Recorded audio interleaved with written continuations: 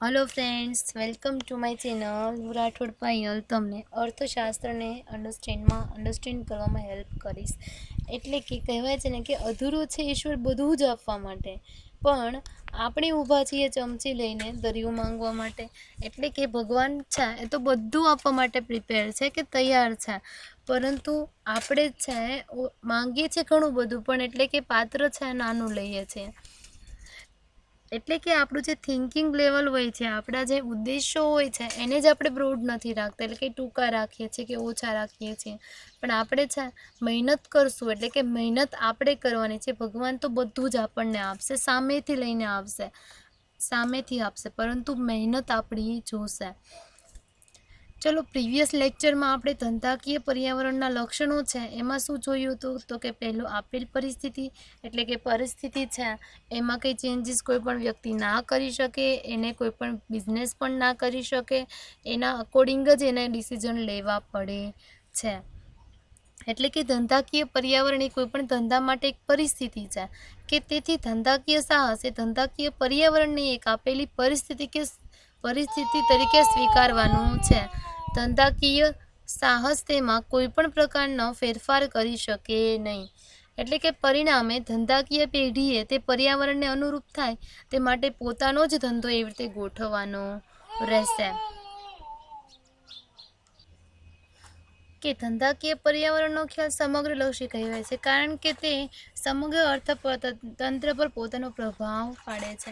એટલે કે જો તેની કોઈ પણ સારી અસર હશે તો એ શું કરશે કે ધંધાકીય પર્યાવરણની જો સારી અસર ધંધાને શું કરશે, વિકસાવવામાં પ્રોત્સાહનરૂપ બનશે। કે જ્યારે જો એની માઠી અસર હશે તો કોઈ પણ ધંધાને નફાને બદલે ખોટમાં પણ લઈ જઈ શકે છે। એટલે જો કે માઠી અસરને કોઈ પણ ધંધો છે ન્યૂનતમ બનાવવા માટે ધંધો પ્રયાસ કરે છે, પરંતુ એવું તો ના કહી શકે જે ધંધાની જે કોઈ પણ પર્યાવરણની કોઈ પણ એડવર્સ ઇફેક્ટ છે એના પર થઈ જ ના શકે, પરંતુ છે એમાં એ ચેન્જીસ લાવવાના ટ્રાય કરી શકે છે। ગતિશીલ, એટલે કે ધંધાકીય પર્યાવરણ કેવું છે, તો કે ગતિશીલ હોય છે, એટલે કે તે સ્થિર હોતું નથી। એમાં શું થશે, તો કે સમય અને જેમ સંજોગો બદલશે એના અનુસાર કે ધંધાકીય પર્યાવરણ પણ બદલાયા કરે છે। સમય અને સંજોગો અનુસાર ધંધાકીય પર્યાવરણ શું, તો કે બદલાયા કરે છે। આઝાદી પહેલાં ભારતમાં જે પ્રકારનું ધંધાકીય પર્યાવરણ હતું તેના કરતાં આઝાદી પછી લોકશાહી શાસન વ્યવસ્થા હેઠળ ધંધાકીય પર્યાવરણ જુદા પ્રકારનું જોવા મળે છે। એટલે કે આપણે આઝાદી મળી તે પહેલાં ધંધાનું જે પર્યાવરણ હતું એનું અલગ હતું, એટલે કે એનું જુદા પ્રકારનું જોવા મળતું હતું, પણ અત્યારે એટલે કે દેશ આઝાદ થઈ ગયો પછી જે લોકશાહી શાસન વ્યવસ્થા છે એના લીધે પર્યાવરણ પણ બદલી ગયું।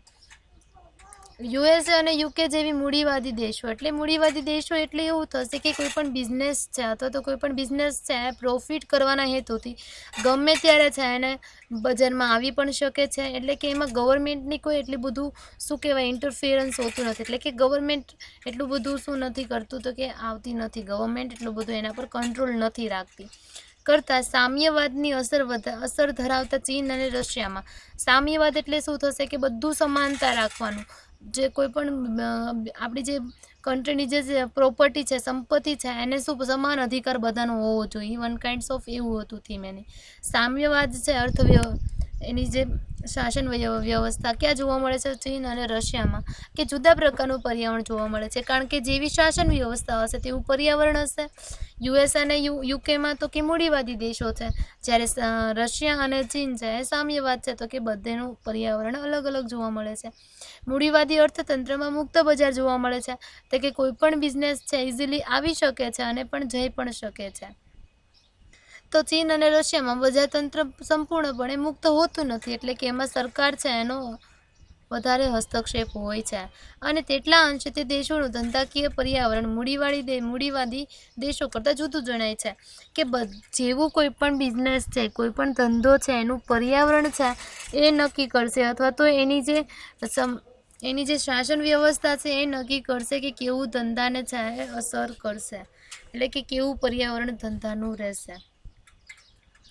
પછી અનેક ઘટકો, એટલે કે ધંધાકીય પર્યાવરણમાં અનેક આર્થિક અને બિનઆર્થિક પરિબળો તથા ઘટકોનો સમાવેશ થાય છે. આર્થિક એટલે થશે કે જે નફાના હેતુથી કોઈ પણ એક્ટિવિટી થાય એને આર્થિક પ્રવૃત્તિ કહેવાય છે. એટલે કે અહીંયા આર્થિક પરિબળો કે જે મની રિલેટેડ હોય, જ્યારે બિન આર્થિક પ્રવૃત્તિઓ છે કે જે મની રિલેટેડ હોય બી નહીં. કે ધંધાકીય પર્યાવરણમાં છે અનેક આર્થિક અને બિન આર્થિક પરિબળો તથા ઘટકોનો સમાવેશ થાય છે. કે આર્થિક પરિબળોમાં શું આવશે તો કે વસ્તુની માંગ. વસ્તુની માંગ છે એ કોના દ્વારા કરાય છે તો કે કોઈ પણ કસ્ટમર દ્વારા અથવા તો ગ્રાહક દ્વારા. હરીફાઈ, પછી ટેકનોલોજી બદલશે તો એના લીધે શું થશે તો કે નવા ચેન્જીસ પણ લાવવા પડશે કોઈ પણ બિઝનેસે. પછી આર્થિક સંસ્થાઓ, એટલે કે જે આર્થિક સંસ્થાઓ છે એ પણ ઇમ્પોર્ટન્ટ છે. પછી સરકારની આર્થિક નીતિ કે એટલે જેવી નીતિ નિયમો હશે એવા એને રૂલ્સ અને રેગ્યુલેશન કરવા પડશે. પછી કાનૂની એટલે કે વગેરેનો સમાવેશ થઈ શકે છે. તો કે બિન આર્થિક પ્રવૃત્તિ છે એટલે કે બિન આર્થિક પરિબળોમાં ક્યાં એફેક્ટેડ આવશે તો કે સામાજિક છે. એ સોસાયટી માટે કોઈ પણ જો આપણે કામ કરીએ છીએ તો એમાં કોઈ પણ વ્યક્તિ હોય છે, કોઈ પણ બિઝનેસ સમાજને શું હેલ્પફુલ કરે છે તો એમાં કંઈ એનો હેતુ એવો નથી હોતો કે નફો કમાવાનો. સાંસ્કૃતિક, તો કે સંસ્કૃતિ આપણી છે એના એકોર્ડિંગ જે નવા તહેવારો ઉજવાય છે તો એ બધું શું આવશે બિન આર્થિક પરિબળો છે. ધાર્મિક છે, પછી કાનૂની જે રીત રિવાજો છે કે અને પરંપરાઓ છે આપણી. પછી શૈક્ષણિક છે, શિક્ષણ છે. પછી આરોગ્ય એટલે કે જે મેડિકલ છે એટલે મેડિકલ ડિપાર્ટમેન્ટ છે વિષયનો પરિબળોનો સમાવેશ થઈ શકે છે. એટલે કે આ રીતે આર્થિક અને બિન આર્થિક એવા અનેક પરિબળો ધંધાકીય પર્યાવરણને આકાર આપે છે. એટલે કે જે આર્થિક અને બિન આર્થિક બંને પરિબળો છે એનો સમાવેશ થાય છે. કે આર્થિક પરિબળો છે ક્યાં છે તો કે વસ્તુની માંગ છે, હરીફાઈ, ટેકનોલોજી, આર્થિક સંસ્થાઓ, સરકારની આર્થિક નીતિ વગેરેનો સમાવેશ થઈ શકાય. એટલે કે આર્થિક પરિબળો અને બિન આર્થિક એટલે કે સામાજિક, સાંસ્કૃતિક, ધાર્મિક, રીતિ રિવાજ, કાનૂની, પરંપરાઓ, શૈક્ષણિક અને જે આરોગ્ય વિષયક પરિબળોનો સમાવેશ થાય છે. એટલે કે આ રીતે આર્થિક અને બિન આર્થિક એવા બંને પરિબળો એટલે કે અનેક પરિબળો છે એ ધંધાકીય પર્યાવરણને આકાર આપે છે અને ઘડતરમાં હેલ્પ કરે છે. પછી પરિણામે શું થશે કે આ પરિબળોમાં ફેરફાર થશે તો એના લીધે ધંધાકીય પર્યાવરણમાં પણ ફેરફાર પામે છે અથવા તો પરિવર્તન લાવે છે. એટલે કે નવી ટેકનોલોજી આવશે તો એના લીધે છે કોઈ પણ આર્થિક રીતે આપણને શું કરશે, અફેક્ટ કરશે. કે કોઈ પણ પર્યાવરણ છે એમાં પણ શું થશે તો કે બધા બિઝનેસીસ છે એને પણ એ પરચેસ કરવી પડશે. આર્થિક સંસ્થાઓ છે એ પણ કોઈ નવી નીતિ બહાર પાડશે અથવા તો એને પણ કંઈ પણ ચેન્જીસ કરશે તો એ પણ અસર કરશે. પછી સરકાર છે એટલે કે ગવર્મેન્ટ છે એની આર્થિક નીતિ બહાર પાડશે કે એટલે નવા નીતિ નિયમો બહાર પાડશે તો એની પણ અસર કરશે. બિન આર્થિક પરિબળો પણ છે, સામાજિક છે, કોઈ પણ સાંસ્કૃતિક છે, પછી ધાર્મિક છે, ધર્મ છે, એના રિલેટેડ કોઈ પણ ઇસ્યુ થશે તો એ કેમાં આવશે તો કે પર્યાવરણને અસર કરે છે. પછી કાનૂની છે, પછી રીત રિવાજ છે કે જે રીતિ રિવાજ ચાલી આવે છે તેના, પછી પરંપરાઓ અમુક છે, પછી શૈક્ષણિક છે, પછી આરોગ્ય, બધા પરિબળો છે એ અફેક્ટ કરતા હોય છે. એટલે કે પરિણામે શું થશે તો કે આ પરિબળોમાં ફેરફાર થાય ને તો શું થશે કે કોઈ પણ ધંધાકીય પર્યાવરણ પણ ફેરફાર પામે છે અથવા તો પરિવર્તન એમાં થાય છે. હવે છઠ્ઠું શું છે કે વિભિન્નતા એટલે કે જુદું. એટલે કે શેમાં વિભિન્નતા જોવા મળે છે તો કે ધંધાકીય પર્યાવરણમાં દેશ, કાળ અને સંજોગો મુજબ વિભિન્નતા જોવા મળે છે. કે જે દેશ છે બધા દેશમાં અલગ અલગ હોય છે, એના ટ્રેડિશનલ અલગ હોય છે, એના જે કુદરતી સાધનો એટલે કે એની પાસે નેચરલ રિસોર્સિસ ઓછા હોય છે. પછી તો કે એની સમાજ વ્યવસ્થા અલગ હોય છે. પછી તો કે એના આર્થિક સંજોગો છે એ અલગ હશે. કે ધંધાકીય પર્યાવરણ બધા જ દેશોમાં એક સમાન હોઈ શકે નહીં. એટલે કે જે પર્યાવરણ છે બધા દેશનું એક સરખું ના હોય. કે અમુક દેશ છે તો એમાં છે વરસાદ વધુ પડતો હોય તો એને વધારે એગ્રીકલ્ચરમાં સારું રહે. જ્યારે અમુક દેશ એવા હશે કે જેમાં વરસાદ એટલો બધો નહીં પડતો હશે. ઓકે, તો અમુક દેશો છે એમાં ઠંડી વધુ પડે છે તો એનું જે પ્રોડક્શન છે એમાં થશે. ઓકે, એવી રીતે જેવું એનું પર્યાવરણ હશે તેવા એના શું થશે કે જુદું જોવા મળે છે બધા દેશમાં. દરેક દેશની જે કુદરતી વાતાવરણ એક સરખું ના હોય, એટલે કુદરતી રિસોર્સિસ એટલે કે નેચરલ રિસોર્સિસ અવેલેબલ ના હોય. રાજકીય એટલે કે રાજ્ય વ્યવસ્થા પણ અલગ અલગ હશે. તો સામાજિક એટલે કે સોસાયટી છે એનું રહેણાંક પણ અલગ હશે. પછી આર્થિક સંજોગો એટલે કે નાણાકીય કાંઈ પણ સંજોગો આવે છે તો એ પણ ભિન્ન ભિન્ન હોય છે. કે જેથી શું થશે કે જે જુદા જુદા દેશના જે ધંધાકીય પર્યાવરણમાં વિભિન્નતા જોવા મળે છે. એટલે કે જુદા જુદા ધંધા છે તો એમાં પણ એના લીધે શું થશે તો કે વિભિન્નતા જોવા મળે છે. આને લીધે જ દરેક દેશના ધંધાના સ્વરૂપો અને પ્રકારો પણ જુદા જુદા હોય છે. આના લીધે જ કોઈ પણ દેશ છે એના ધંધાના સ્વરૂપો એટલે કે એના સ્વરૂપ છે એટલે કે એનું સ્ટ્રક્ચર પણ અલગ હશે અને કોઈ પણ એના ટાઈપ્સ એટલે કે એના પ્રકારો પણ જુદા જુદા જોવા મળે છે. જેમ કે આરબ દેશોમાં છે ખનિજ તેલ છે એ ઉદ્યોગ વિકાસ પામ્યા છે. જ્યારે તો કે ભારતમાં ખેત પેદાશો સંબંધિત ઉદ્યોગો અને વપરાશી અને મૂડીગત ઉદ્યોગો સારા એવા પ્રમાણમાં વિકાસ પામ્યા છે. એટલે કે સાઉથ અરેબિયામાં ક્યાં આવશે તો કે ઇજિપ્ત, ઈરાન, પછી સાઉથ અરેબિયન એ બધા દેશો છે કે ત્યાં ખનિજ તેલના જે ઉદ્યોગો છે એ સારા એવા વિકાસ પામ્યા છે. જો કે ભારતમાં છે એ ખેત પેદાશો સંબંધિત ઉદ્યોગો એટલે કે એવા ઉદ્યોગ કે જે એગ્રીકલ્ચર રિલેટેડ હોય એટલે કે ખેતી રિલેટેડ હોય, તેમજ વપરાશી એટલે કે કોઈ પણ વસ્તુ છે એનો વપરાશ કરીએ છીએ તો એવી વસ્તુ પ્રોડક્ટ કરતા હોય એવા બિઝનેસ. અને મૂડીગત ઉદ્યોગ એટલે કે જેમાં મોટા પાયે પ્રમાણની જે મૂડી જરૂર પડતી હોય, કેપિટલ જોતી હોય, એના માટેના જે ઉદ્યોગો છે એ એવા સારા એવા પ્રમાણમાં વિકાસ પામ્યા છે. એટલે કે જેવો દેશ કાળ અને સંજોગો પ્રમાણે વિભિન્નતા જોવા મળે છે. હવે શું છે તો કે વિવિધ આર્થિક પ્રવૃત્તિઓનો સમૂહ એટલે કે ધંધાકીય પર્યાવરણ એ વિવિધ પ્રકારની આર્થિક પ્રવૃત્તિઓનો શું છે તો કે સમૂહ છે. આ વિવિધ આર્થિક પ્રવૃત્તિઓના સમૂહ દ્વારા ધંધાકીય પર્યાવરણ છે રચાય છે. એટલે કે વિવિધ પ્રવૃત્તિઓ છે ને આર્થિક પ્રવૃત્તિઓ એનો સમૂહ થઈને શું થાય છે તો કે ધંધાકીય પર્યાવરણ રચાય છે.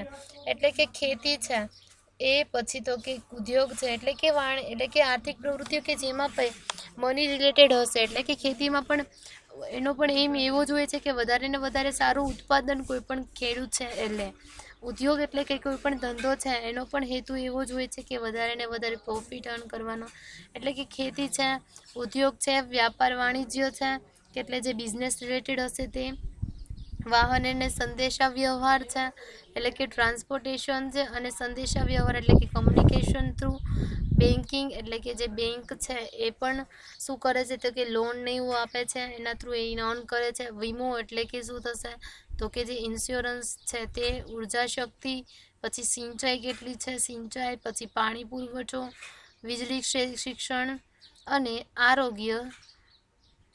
આરોગ્ય સંરક્ષણ એટલે કે જે સેફ્ટી અને સિક્યુરિટી માટે જે સાધનો બનાવે છે તે, પછી વિદેશી વ્યાપાર એટલે કે ઇન્ટરનેશનલ લેવલે આપણે કોઈ પણ બિઝનેસ હોય છે એટલે કે જે ગ્લોબલ લેવલે વિકાસ પામેલા છે તો એને વ્યાપાર કઈ રીતે કરવો, વિદેશ સાથે ઇમ્પોર્ટ અને એક્સપોર્ટ કઈ રીતે કરવું.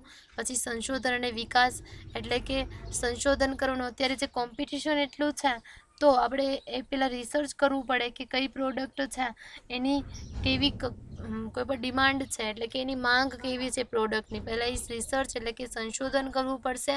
અને પછી આપણને નવું છે ઇનોવેશન લાવીને ડેવલપમેન્ટ કરવાનું રહેશે એટલે કે વિકાસ કરશું. વગેરે ક્ષેત્રોમાં થતી આર્થિક પ્રવૃત્તિઓના સમૂહ દ્વારા ધંધાકીય પર્યાવરણનું છે ઘડતર થાય છે. એટલે કે બધી જ આર્થિક પ્રવૃત્તિઓના સમૂહ દ્વારા ધંધાકીય પર્યાવરણ બને છે.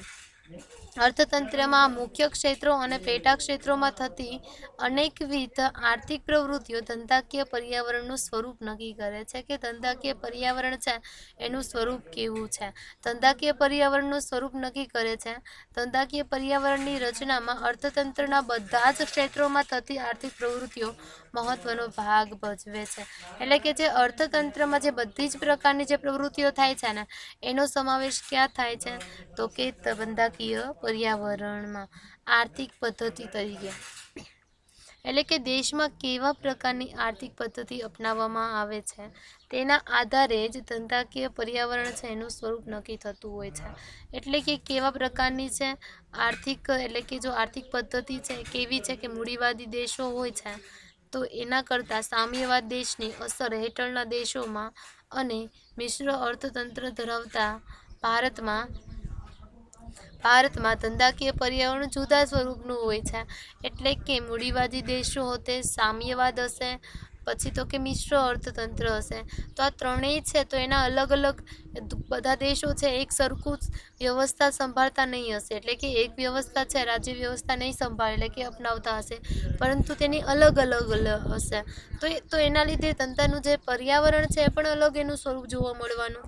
કે ભારતમાં છે મિશ્ર અર્થતંત્રની આર્થિક નીતિ અપનાવવામાં આવેલ છે. તો એના લીધે એટલે કે ધંધાકીય પર્યાવરણમાં મૂડીવાદી અને સમાજવાદના પણ મિશ્રિત તત્વો જોવા મળે છે. એટલે કે મિશ્ર અર્થતંત્ર છે એમાં બધું મિક્સઅપ થશે. એ કોઈ પણ એક પર ફોકસ નહીં કરશે. કે મૂડીવાદી દેશો એટલે કે કોઈ પણ બિઝનેસ છે ગમે ત્યારે આવવું હોય ત્યારે આવી શકે, જવું હોય ત્યારે જઈ શકે, એવું નથી હોતું. એટલે કે ગવર્મેન્ટનો પણ કંટ્રોલ હોય છે. જ્યારે સામ્યવાદ છે તો એમાં ગવર્મેન્ટનો વધારે કંટ્રોલ હોય છે. તો કે જે ભારત છે એ મિશ્ર અર્થતંત્ર અપનાવે છે. એટલે કે બહુ ગવર્મેન્ટ પર ઇન્ટરફિયરન્સ કરે, પરંતુ જે કોઈ પણ બિઝનેસ છે ઇઝીલી જઈ શકે, આવી પણ શકે અને જઈ પણ શકે. એટલે કે માર્કેટમાંથી. એટલે કે એને મિશ્ર અર્થતંત્ર અપનાવે છે કે જેનાથી કોઈ પણ કંટ્રોલ ગવર્મેન્ટ પર વધારે ના રાખે અને કોઈ પણ બિઝનેસ પર પણ બેઝ ના રહે. એટલે કે કોઈ પણ ધંધો છે ગમે ત્યારે જઈ શકે, એટલે કે મન ફાવે તેમ ના ચાલે. કે પર્યાવરણમાં મૂડીવાદી અને સમાજવાદના મિશ્રિત તત્વો પણ જોવા મળે છે. ભારતમાં 1991માં આપણે નવી આર્થિક નીતિના અમલના કારણે કે પરિણામે અર્થતંત્રમાં 3 સેક્ટર છે એમાં પ્રક્રિયા શરૂ થઈ. એટલે કે એમાં ઘણું ડેવલપમેન્ટ થયું હતું. કે ઉદારીકરણ એટલે કે છૂટછાટ, કારણ કે બ્રિટિશનું શાસન હતું તો આપણે શું કરવું પડશે કે જે નીતિ નિયમો છે એમાં થોડી છૂટછાટ આપવી પડે. કે ઉદારીકરણ કર્યું, પછી ખાનગીકરણ એટલે કે વધારે ને વધારે પ્રાઇવેટાઇઝેશન કર્યું, અને ત્રીજું હતું કે વૈશ્વિકીકરણ એટલે કે વધારે ને વધારે કોઈ પણ વિદેશ સાથે આપણે વધારે ને વધારે જોઈન્ટ રહીએ. એટલે કે એનાથી શું થશે તો કે જે આપણી દેશની જે કરન્સી છે એની વેલ્યુ શું થશે તો કે વધશે. આ પરિણામે અર્થતંત્રમાં જાહેર ક્ષેત્રનું વર્ચસ્વ ઓછું થવા લાગ્યું છે. એટલે કે પ્રાઇવેટાઇઝેશન વધુ થયું છે. ખાનગી ક્ષેત્રના વિકાસ માટે વધુ અનુકૂળ સંજોગો ઊભા થયા છે. કે એના લીધે છે પર્યાવરણ છે બદલાતું જતું જોવા મળે છે. એટલે કે બેન્કિંગ છે, વીમો છે, સંદેશા વ્યવહાર છે કે જેમાં ટેલિફોન સેવા આવશે, પછી ઓનલાઈન બિઝનેસ છે વગેરેના લીધે દેશમાં ધંધાકીય પર્યાવરણ અગાઉની તુલનામાં અદ્યતન બનતું ગયું છે. કે એટલે મોડર્નાઇઝેશન થયું છે. કે બેન્કિંગ આવ્યું તો શું થશે કે જે બેન્કિંગ છે ઓનલાઈન બેન્કિંગ થાય છે, કે એના થ્રુ છે ઓનલાઈન બિઝનેસ પણ વધારે ડેવલપ થાય છે. કે ઓનલાઈન છે બધું વેચાણ અને ખરીદી થાય છે. કે એના લીધે જે ધંધાનું જે પર્યાવરણ છે કેવું તો કે મોડર્ન થઈ ગયેલું છે. નવમું છે કે સંજોગો અનુસારની સરકારની ભૂમિકા. એટલે કે જેવી પરિસ્થિતિ હશે, જેવા સંજોગો હશે, જેવો સમય હશે, તેના અનુસાર સરકાર પણ શું કરે છે તો કે નવી જે નીતિઓ બહાર પાડે છે. ધંધાકીય પર્યાવરણના ઘડતરમાં અને તેના પરિવર્તનના સંજોગો અનુસાર. એટલે કે પર્યાવરણ છે એના પરિવર્તન થાય છે, એમાં સંજોગો નવા એટલે કે પરિસ્થિતિ નવી આવશે તો અનુસાર બદલાતી જતી સરકારની ભૂમિકા ઘણો અગત્યનો ભાગ ભજવે છે. એના લીધે શું કરશે કે સરકારની જે ભૂમિકા છે એમાં પણ શું થશે તો કે ચેન્જીસ થશે. ભારતમાં સરકાર છે એ ઔદ્યોગિક નીતિ બહાર પાડશે. એટલે કે ઉદ્યોગ છે એમાં કોઈ પણ ચેન્જીસ કરવા હશે, નવા નીતિ નિયમો એ લાવશે. પછી નાણાકીય નીતિ એટલે કે મનીનું કઈ રીતે મેનેજમેન્ટ કરવું એટલે એના માટે નીતિ બહાર પાડશે. પછી રાજકોષીય નીતિ એટલે થશે કે જે કોઈ પણ ગવર્મેન્ટ છે એમાં એવું નક્કી કરશે કે ટેક્સ છે એનો રેટ નક્કી કરશે. પછી શ્રમ નીતિ એટલે કે લેબર છે એને કઈ રીતે એનું મેનેજમેન્ટ કરવું એની નીતિ કરશે. પછી આયાત નિકાસ એટલે કે ઇમ્પોર્ટ અને એક્સપોર્ટ. આયાત એટલે શું થશે કે આપણે બીજા દેશમાંથી કોઈ પણ વસ્તુ આપણા દેશમાં લાવીએ છીએ તે. જ્યારે નિકાસ એટલે શું થશે તો કે આપણા દેશમાંથી કોઈ બીજા દેશમાં આપણે કોઈ પણ વસ્તુ અથવા તો માલ સામાન વેચીએ છીએ તે. એટલે કે આયાત વિકાસની નીતિ છે એમાં પણ ટેક્સ જે રેટ હોય છે એમાં પણ કંઈ બી ચેન્જીસ કરવાના હોય છે. અને વ્યાપાર વાણિજ્ય વિષયક કાયદામાં પ્રવર્તમાન આર્થિક પરિસ્થિતિને લક્ષ્યમાં રાખીને સુધારા કરતી હોય છે. એટલે કે સુધારા વધારા એટલે થતા હોય છે. પરિણામે શું થશે તો કે ધંધાકીય પર્યાવરણનું જે સ્વરૂપ છે એ શું થશે તો કે સતત બદલાતું રહેશે, એટલે કે એમાં ચેન્જીસ આવ્યા કરશે કે આમ સંજોગો અનુસાર સરકારની ભૂમિકા છે ધંધાકીય પર્યાવરણને અપેક્ષિત આકાર આપવામાં ઘણી ઉપયોગી કામગીરી બજાવી શકે છે કે જેવી સંજોગો હશે એના અનુસાર શું થશે કે નવા નીતિ નિયમો છે એ બહાર પાડશે. ધંધાકીય પર્યાવરણની વ્યાખ્યા શું હતી તો કે રિનેક અને શોવેલ શું કહેતા હતા કે ધંધાના પર્યાવરણમાં એ બધા જ બાહ્ય ઘટકોનો સમાવેશ થાય છે કે જે ધંધાને સામનો કરવો પડે છે અને તે પ્રત્યક્ષ અથવા તો પરોક્ષ રીતે કોઈ પણ ધંધાને પ્રભાવિત કરતો હોય છે. ગ્લુક અને જોક શું કહે છે કે પર્યાવરણમાં ધંધાકીય પેઢીને સતતપણે તકો અને ડર કે ભયના સંકેતો આપતા બાહ્ય પરિબળોનો સમાવેશ થાય છે. બાહ્ય પરિબળો છે એટલે કે કોઈ પણ બિઝનેસને શું એલર્ટ કરે છે, કારણ કે એ જે બહુ એડવર્સલી ઇફેક્ટ કરે છે કે જેના થ્રુ કોઈ પણ ધંધાકીય પેઢી છે એને ઘણા પ્રકારનો ડર પણ લાગતો હોય છે કે એને કઈ રીતે ફેસ કરવા. વ્યાખ્યાઓ પરથી કે ધંધાકીય પર્યાવરણ પેઢી માટે કેવું છે તો કે બાહ્ય પરિબળ છે. પછી ધંધાકીય પર્યાવરણમાં ધંધાને પ્રત્યક્ષ અથવા તો પરોક્ષ રીતે અચૂકપણે એનો પ્રભાવિત કરે છે. ધંધાને અનિવાર્યપણે શું કરવું પડે છે કે ધંધાકીય પર્યાવરણનો સામનો કરવો જ પડે છે. ધંધાકીય પર્યાવરણનો ખ્યાલ કેવો છે તો કે સમગ્ર લક્ષી ખ્યાલ છે, એટલે કે એમાં છે ચારેય બાજુનું વાતાવરણ છે અસર કરતું હોય છે કે એટલે કે ધંધાકીય અર્થશાસ્ત્ર પર્યાવરણ છે એનો ખ્યાલ કેવો છે સમગ્ર લક્ષી છે, કારણ કે તે સમગ્ર અર્થતંત્રને પ્રભાવિત કરે છે. વસ્તુ કે સેવાનું ઉત્પાદન અથવા તો વિતરણ કરતા બધા જ પ્રકારના જે ધંધાકીય સાહસો છે એના વિના અપવાદે અસર કરે છે કે પ્રભાવિત કરે છે. ધંધાકીય સાહસ એ સ્વરૂપ ગમે તે પ્રકારનું હોય કે નાના કદનું હોય કે મોટું બિઝનેસ હોય, ખાનગી હોય કે જાહેર હોય, પછી જાહેર હોય કે સંયુક્ત હોય, સહકારી ક્ષેત્રે કામગીરી બજાવતું હોય કે ખાનગી,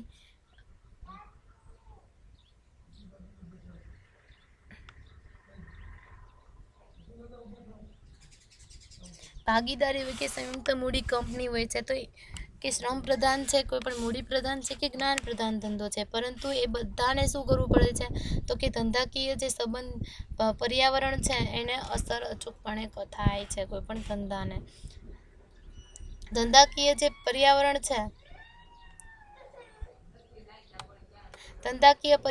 છે એના ધંધા પર અસર કરતું બાહ્ય અને ગતિશીલ પરિબળ છે કે તેમાં શું આવશે તો કે કુદરતી આવશે, સામાજિક, પછી સાંસ્કૃતિક, આર્થિક, કાનૂની, રાષ્ટ્રીય અને આંતરરાષ્ટ્રીય ઘટકોનો સમાવેશ થતો હોય છે.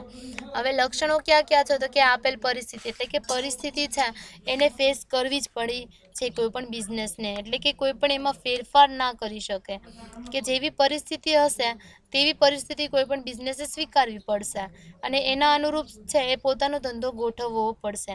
પછી શું છે તો કે બાહ્ય પરિબળ એટલે કે ધંધાકીય પર્યાવરણ છે એ ધંધાકીય પેઢી કે સાહસ માટે કેવું છે બાહ્ય પરિબળ છે. તો કે આંતરિક પરિબળો ક્યાં છે તો કે વસ્તુનું સ્વરૂપ કેવું છે, ઉત્પાદનનું પ્રમાણ કેટલું રાખવું, વસ્તુનો ભાવ કેટલો રાખવો, વસ્તુ માટે કેટલો વિજ્ઞાપન ખર્ચ કરવો, ઉત્પાદનની પદ્ધતિ કઈ રાખવી, ટેકનોલોજી કેવી વિકસાવવી, પછી કાચો માલ કેટલો રાખવો, શ્રમ અથવા તો મૂડીનું પ્રમાણ કેટલું રાખવું, વેચાણ કઈ રીતે કરશું, એની વ્યવસ્થા કેવી રીતે કરવી વગેરે પરિબળો છે ધંધા માટે આંતરિક પરિબળો ગણાય છે.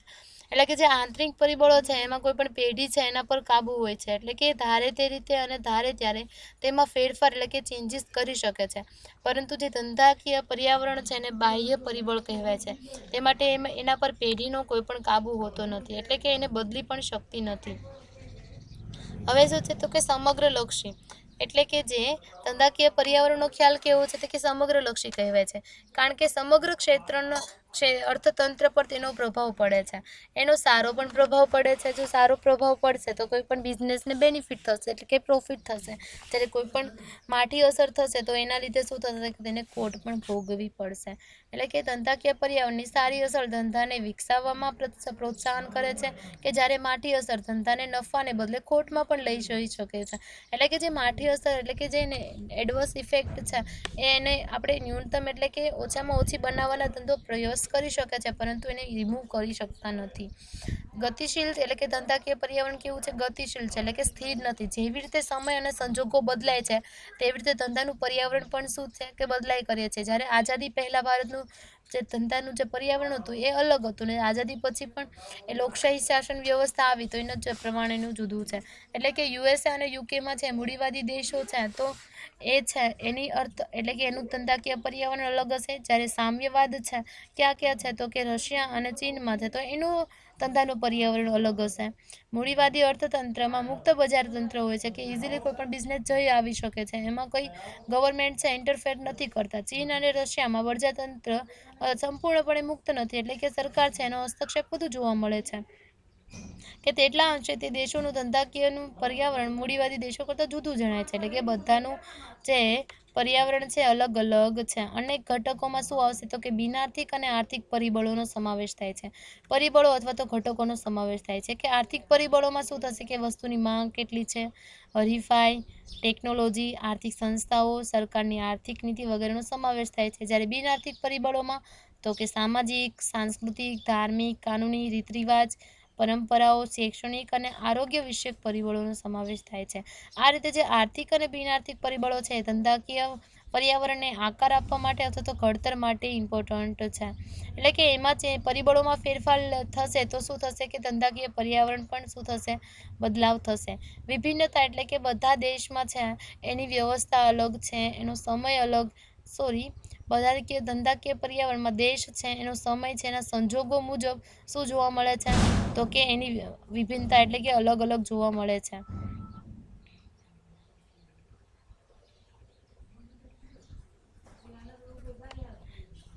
એટલે કે દરેક દેશ છે એના કુદરતી, રાજકીય, સામાજિક, આર્થિક સંજોગો અલગ અલગ હોય છે અને જુદા જુદા દેશોના ધંધાકીય પર્યાવરણમાં પણ તે શું થાય છે તો કે વિભિન્નતા જોવા મળે છે. આના લીધે શું થશે કે દરેક દેશમાં ધંધાના સ્વરૂપો અને પ્રકારો પણ જુદા પડે છે. જેમ કે આરબિયન દેશો છે કે ઇટલી, પછી એ બધા ક્યાં આવેલું છે તો કે ઈ સાઈડ આવેલું છે.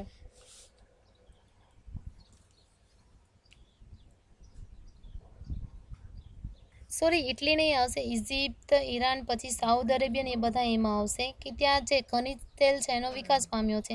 જ્યારે ભારતમાં છે એ ખનિજ તેલ એટલું બધું જોવા નથી મળતું. એટલે કે આપણે જે ભારતમાં શું કે ખેતી છે, એટલે કે ખેતી પેદાશો છે અને ઉદ્યોગો છે અને તેમજ વપરાશી અને મૂડીગત ઉદ્યોગો પણ છે કે જેના સારા પ્રમાણમાં વિકાસ પામ્યો છે. હવે વિવિધ આર્થિક પ્રવૃત્તિઓનો સમૂહ એટલે કે એમાં શું થશે તો કે વિવિધ આર્થિક પ્રવૃત્તિઓ છે એ કોઈ પણ પર્યાવરણ છે એના ઘણા પ્રકારની હોય છે કે આર્થિક પ્રવૃત્તિઓના સમૂહ દ્વારા ધંધાકીય પર્યાવરણ રચાય છે કે એમાં શું આવશે કે ખેતી, ઉદ્યોગ, વ્યાપાર, વાણિજ્ય, વાહન વ્યવસ્થા, પછી બેન્કિંગ છે, વીમો, ઉર્જા શક્તિ, સંચાય, પાણી પુરવઠો, વીજળી, શિક્ષણ, આરોગ્ય, સંરક્ષણ, વિદેશી વેપાર, સંશોધન અને વિકાસ વગેરે ક્ષેત્રોમાં થતી આર્થિક પ્રવૃત્તિઓનો સમૂહ દ્વારા કોઈપણ ધંધાકીય પર્યાવરણનું ઘડતર થતું હોય છે.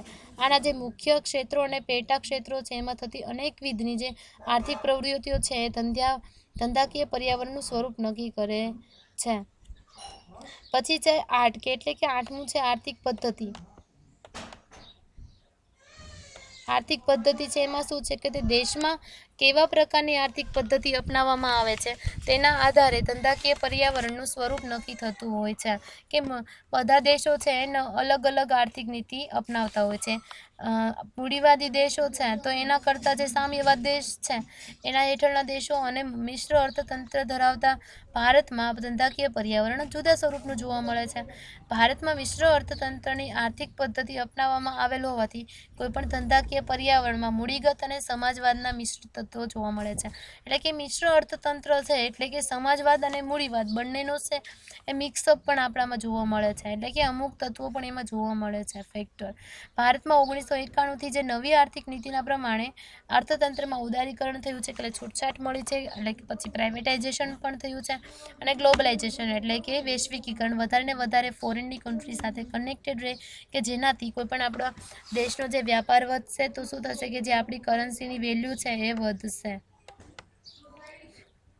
કે સંજોગો અનુસાર સરકારની ભૂમિકા અલગ હોય છે, કે ધંધાકીય પર્યાવરણમાં ઘડતર અને તેના પરિવર્તિત સંજોગો અનુસાર કે સરકારની પણ ભૂમિકા બદલતી જાય છે. કે ભારત સરકારમાં છે એ શું કરશે કે ઉદ્યોગ નીતિ છે કોઈ પણ બહાર પાડે છે, નાણાકીય નીતિ બહાર પાડશે, રાજકોષીય નીતિ, પછી શ્રમ નીતિ, પછી આયાત અને નિકાસની રિલેટેડ કે એક્સપોર્ટ અને ઇમ્પોર્ટની, પછી તો કે વાણિજ્ય અથવા વ્યાપાર વિષયક કાયદામાં જે પ્રવર્તમાન જે આર્થિક પરિસ્થિતિ છે એને લક્ષ્યમાં રાખીને જે સુધારા કરતી હોય છે. એના પરિણામે કે ધંધાકીય પર્યાવરણનું સ્વરૂપ છે સતત બદલાતું રહે છે. આ રીતે સંજોગો અનુસાર કોઈ પણ સરકાર છે એની ભૂમિકા છે ધંધાકીય પર્યાવરણને આકાર આપે છે અથવા તેને ઉપયોગી એટલે કે વધારે છે કામગીરી બજાવે છે. Okay, I hope all of you understand. Okay, take care all.